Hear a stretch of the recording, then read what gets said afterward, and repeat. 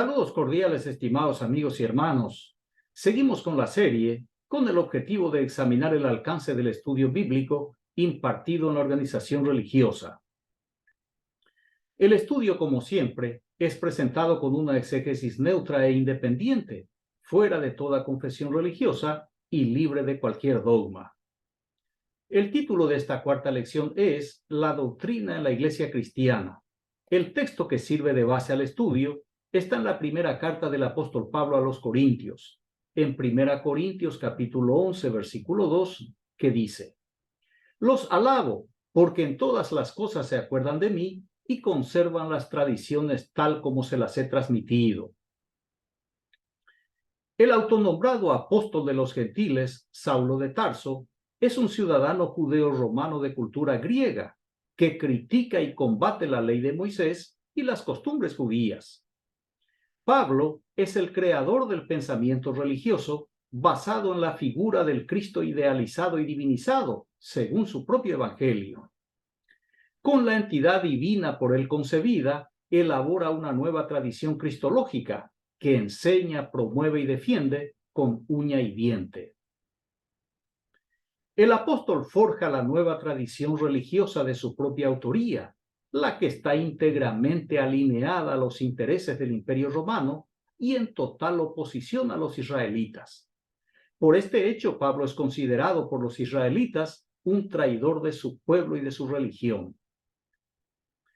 En la misma categoría de traidor está el Jesús de los Evangelios, quien abiertamente ataca y condena a los líderes de su pueblo y a su tradición, y con los romanos se comporta de manera servil, enseñando, por ejemplo, que cuando un soldado romano le pide que lleve sus pertrechos por 1 milla, el israelita designado debía cargar con el menaje 2 millas, y si recibía una cachetada, debía ponerle la otra mejilla. La terna de traidores se completa con Josefo ben Matías, hijo de sacerdote y gobernador militar de Galilea, quien desertó y pasó al lado romano y fue premiado con el apellido del emperador, tornándose en Tito Flavio Josefo, el historiador judeo-romano. Respecto a la tradición religiosa, ella estuvo siempre por encima de la ley en la nación de Israel, donde la costumbre desplazaba a la norma legal. Ese fenómeno es comprensible porque el sistema legislativo judaíta es contradictorio y difícil de cumplir, excepto la ley de las ofrendas, las fiestas religiosas anuales y el sacrificio diario de animales. Por esta razón, Jesús el Galileo atacó a los líderes religiosos de Jerusalén, para quienes la tradición religiosa estaba por encima de la ley, al exigir la estricta y enfermiza observancia de las tradiciones religiosas y omitir las leyes divinas atribuidas al Dios árabe Yahvé. Evangelio de Marcos, capítulo 7, versículos 6 al 8, Jesús les dijo: Bien profetizó Isaías de ustedes, hipócritas. Según está escrito, este pueblo me honra con los labios, pero su corazón está lejos de mí. En vano me rinden culto, ya que enseñan doctrinas que son preceptos humanos. Dejando el precepto de Dios, se aferran a la tradición de los hombres. En este texto, Jesús el Galileo denuncia la continuidad de la antigua práctica ya señalada por el profeta Isaías, que en lugar de la doctrina divina se enseñan preceptos humanos. Debo aclarar que la religión judaíta hasta el siglo I no contaba con una doctrina, sino con una serie de preceptos o mandatos o normas difíciles de armonizar para enseñar e implementar. Pero eso no era nada importante para el régimen religioso, porque la ley atribuida al Dios Yahvé tenía una única función, la de mantener al rebaño en el corral ideológico, y con ese fin, la ley de Yahvé se empleaba para amenazar y perseguir, para acusar, condenar y ejecutar, para someter y controlar, para engordar y trasquilar. La ley de Yahvé operaba como una cerca electrificada que impedía la fuga ideológica del ganado y como una picana eléctrica de alto voltaje para anular a los que intentaban saltar la cerca, para liberarse de la ley opresora y de sus líderes explotadores. Ya en el corral, las ovejas se regían por la tradición, donde tanto la ley de Yahvé como la tradición fueron creadas e impuestas por la élite sacerdotal judaíta, el reino de sacerdotes de Yahvé. Así que el culto ofrecido a la deidad era en vano, carente de significado y de efecto. Marcos le hace mentir a Jesús al aseverar que Isaías había profetizado sobre la conducta hipócrita de esa generación, porque Isaías solo denunciaba el comportamiento de la gente de su tiempo, siendo su escrito una acusación y nunca una predicción, ya que Isaías describía a su pueblo del siglo VIII, 8 siglos antes de que naciera el Galileo. Isaías nunca dijo nada sobre la generación de Jesús, absolutamente nada. En la explicación adicional de Marcos, escrita en nombre de Jesús, expone el abandono del precepto divino para aferrarse a la tradición religiosa. El problema que plantea esta acusación es que nada es divino en la Biblia hebrea y la cristiana, ya que los dioses fueron creados por el hombre y la doctrina es el conjunto de preceptos de elaboración humana, una serie de normas que, por el uso y la costumbre, se legitima como tradición religiosa. En el Salmo número 82, los versos 6 y 7 dice: Yo dije, dioses sois, y vosotros todos hijos de Elión. Sin embargo, como hombres moriréis, como cualquiera de los príncipes caeréis. El dios El Elión era adorado en Jerusalén según Génesis 14, y el salmista expresa en su nombre un fenómeno cultural de su tiempo, en que los dioses nacían y morían, así como el ser humano. Los judaítas que regresaron de Persia eliminaron o mataron a todos los dioses de la época preexílica, asesinaron a sus sacerdotes, destruyeron sus imágenes en Israel y Judea y borraron sus huellas de las páginas de la Biblia hebrea. El único Dios vivo y por conveniencia fue el Dios madianita Yahvé, reclutado para servir a los intereses de la clase dominante. El comportamiento condenado por Jesús el Galileo no se limita únicamente a la antigua religión de Israel, porque sigue siendo bastante común en las iglesias cristianas, tanto en la Iglesia Universal como en sus hijas, las protestantes y las evangélicas, ya sean denominacionales o independientes, en todas sus vertientes ideológicas doctrinales. En las organizaciones cristianas, la doctrina bíblica es elaborada por una persona o grupo de personas y es ofertada en el mercado religioso como la única doctrina cristiana pura. La doctrina concebida por el grupo fundador corresponde a su propia interpretación de la Biblia, la que se legitima afirmando que es una revelación o de inspiración divina, y se inicia la campaña proselitista para ganar adeptos de la recién nacida versión doctrinal y para captar financiadores del nuevo proyecto religioso. Siendo así, en el cristianismo existe un sinfín de doctrinas, aunque con ciertas creencias comunes, difieren y son irreconciliables entre sí. La variante doctrinal de cada institución constituye la característica que la distingue de las demás y es utilizada como caballito de batalla para defender su autenticidad y para demonizar y descalificar a las instituciones que operan con otra doctrina. Esto es precisamente lo que hizo Saulo de Tarso. Creó su propia doctrina, viéndose como el elegido del Padre del Mesías para anunciar a su Hijo Jesús entre los gentiles. Gálatas capítulo 1 versículos 15 y 16 dice: Mas cuando aquel que me separó desde el seno de mi madre y me llamó por su gracia, tuvo a bien revelar en mí a su Hijo, para que lo anunciara entre los gentiles, al punto sin pedir consejo a hombre alguno.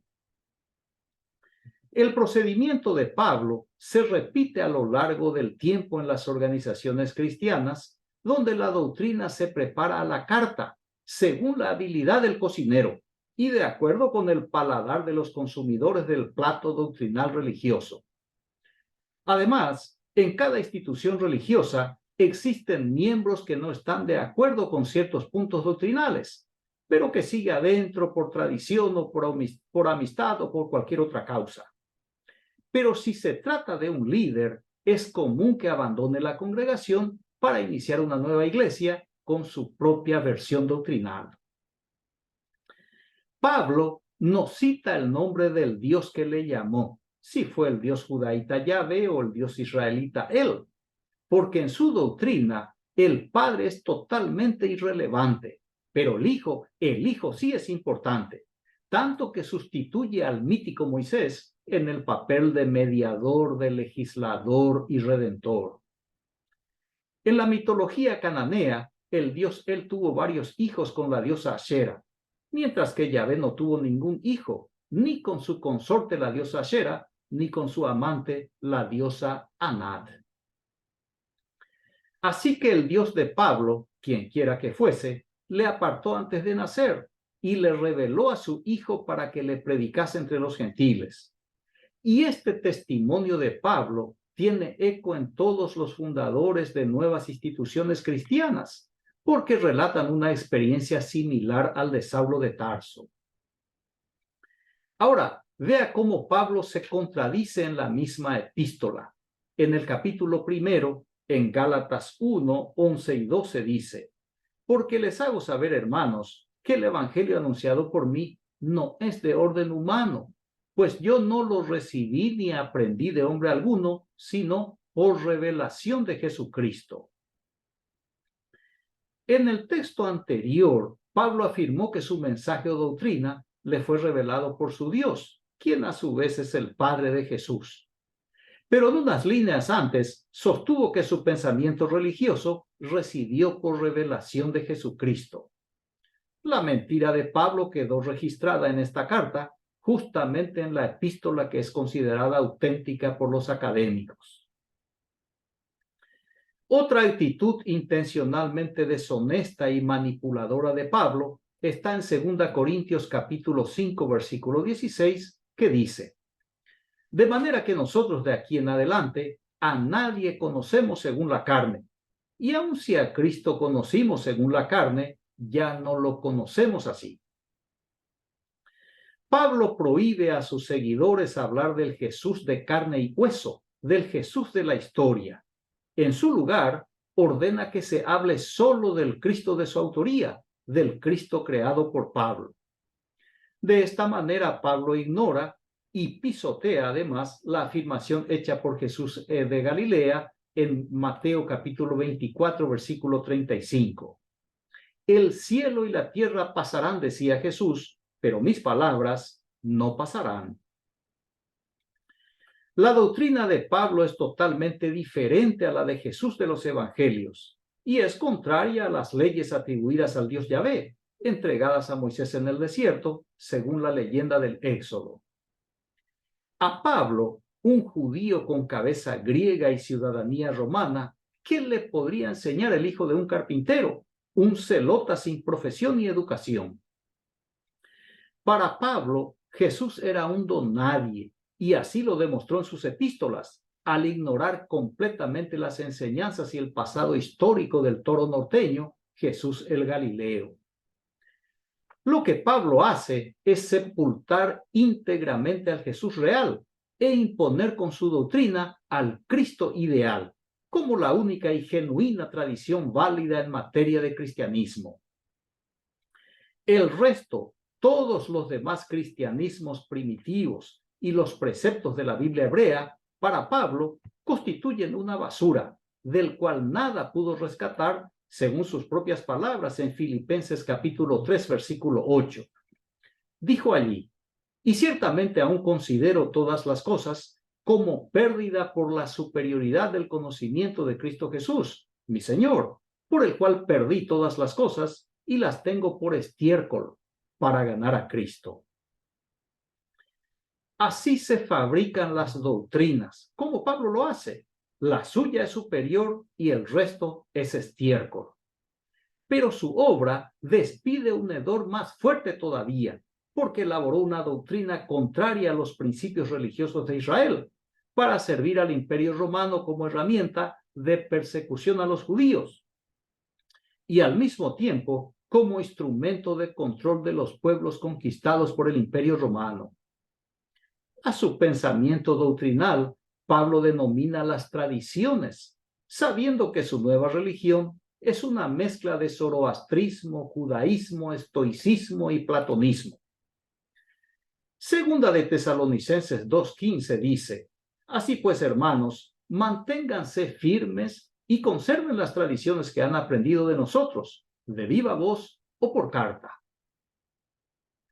De esta manera, Pablo desprecia y se aleja de la tradición religiosa hebrea para establecer su propia tradición. Del mismo modo operan las vertientes del cristianismo, que nacen a cada día con una nueva doctrina y con el tiempo se convierte en la tradición del grupo. Pero esa tradición es la única regla válida para los miembros de la comunidad, según la orden dada por Pablo a su pupilo Timoteo en 2 de Timoteo capítulo 1, versículo 13. Le dijo: ten por norma las palabras sanas que oíste de mí en la fe y en la caridad de Cristo Jesús. Este es el objetivo de la doctrina o de toda doctrina cristiana y de toda doctrina al fin: normar el pensamiento y la conducta del rebaño, regir la vida del grupo individual y colectivamente. Una vez instalada la doctrina en la mente del rebaño, el líder puede manipular la conducta de la gente sin que perciban ni puedan defenderse, así como lo hizo el predicador estadounidense Jim Jones, quien indujo a 918 miembros de su rebaño a ingerir veneno en un suicidio masivo en Guyana en 1978. Por tanto, la doctrina instalada en la mente de la persona es una especie de chip o circuito electrónico constantemente activado por un agente externo, por un líder que controla la vida del grupo por medio de la creencia, porque el creyente se encuentra rendido a la doctrina del grupo. Para el creyente, su doctrina es la razón de su existencia. Renunció a su voluntad, a su ideal y a su futuro, y rindió su vida a la causa religiosa. Note que a Pablo no le interesa ni Jesús ni la ley de Moisés, sino su propio pensamiento religioso.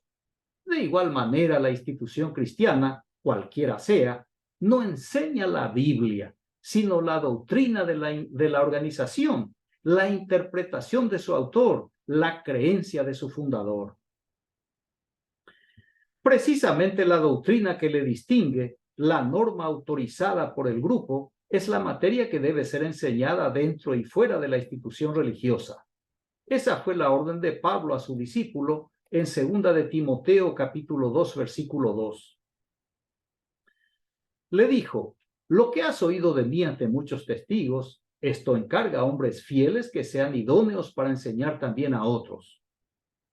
Siendo la doctrina de Pablo el estatuto supremo de sus adeptos, estos tenían la obligación de reproducir su ideología religiosa en la sociedad a través de hombres que posean dos cualidades principales. Una, ser fiel a la doctrina paulista; otra, ser idóneo en la enseñanza. El cristianismo de Pablo, por ser útil a los intereses del Imperio Romano, se impuso entre tantos otros cristianismos que competían durante los 4 primeros siglos de nuestra era. Los demás cristianismos fueron demonizados, perseguidos y silenciados. A fines del siglo XV nacía otro antijudío, Martín Lutero, quien, al igual que Pablo, ejerció el libre examen de las Escrituras, creó su propia institución religiosa, eliminó de la Biblia hebrea los libros que no le gustaban y elaboró su propia doctrina con el uso de una Biblia hecha a su medida, a la medida de sus intereses y de sus ambiciones. El efecto Lutero se repite desde entonces hasta nuestros días, porque se multiplicaron las instituciones cristianas, las denominacionales y las independientes. cada organización con su propia tradición doctrinal, con su peculiar mensaje proselitista, con su particular manera de vestir y de conducirse.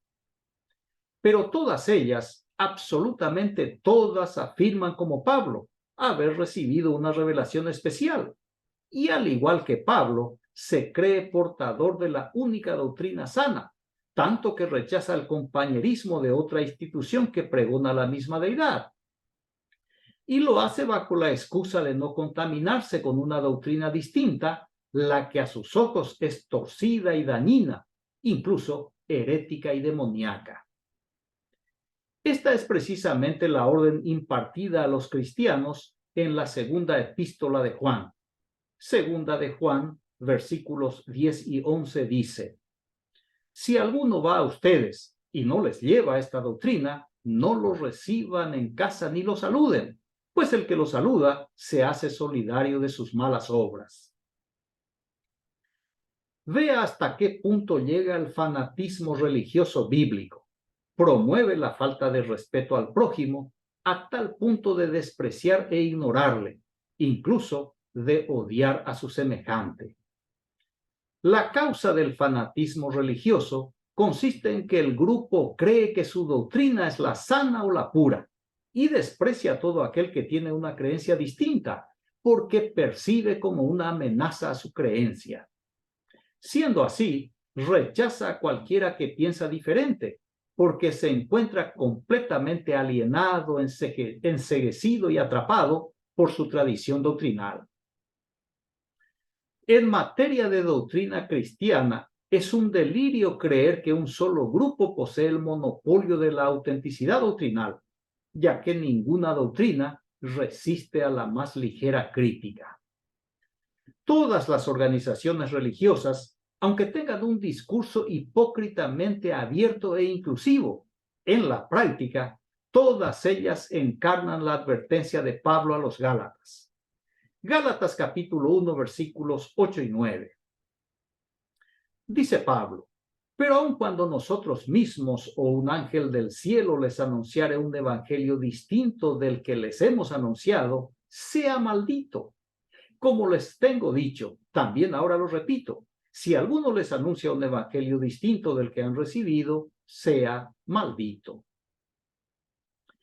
La exclusividad de Pablo se manifiesta en las instituciones cristianas, y aunque la postura egoísta no sea asumida públicamente, la separación entre ellas, la crítica y descalificación mutua es la prueba irrefutable de que cada iglesia persigue intereses distintos.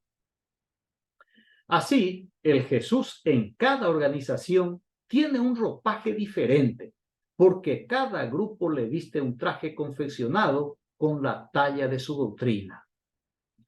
El creador del cristianismo, Saulo de Tarso, se sentía satisfecho al saber que su rebaño se movía siguiendo la dirección de su cayado.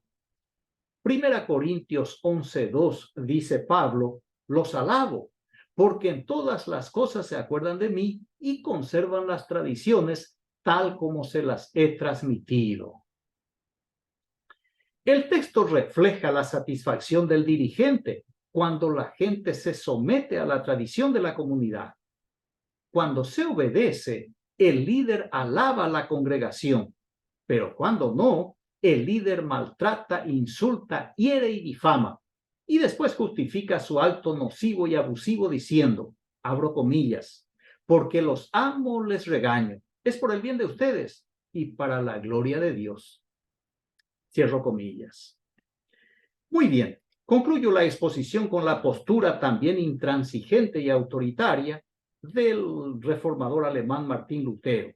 Dijo él: no admito que mi doctrina pueda ser juzgada por nadie. Agradezco su amable atención, reciba un fraterno abrazo y hasta el próximo estudio. Gracias.